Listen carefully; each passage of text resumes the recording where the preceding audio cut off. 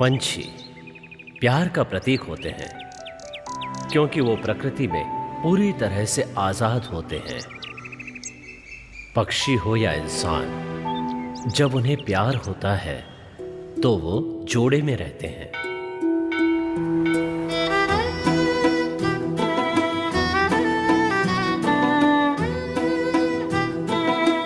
इसका नाम है शिरीषा। इसके रोम रोम में संगीत बसा है। पोस्ट ग्रेजुएशन के लिए इसने अपना पसंदीदा विषय वायलिन चुना है।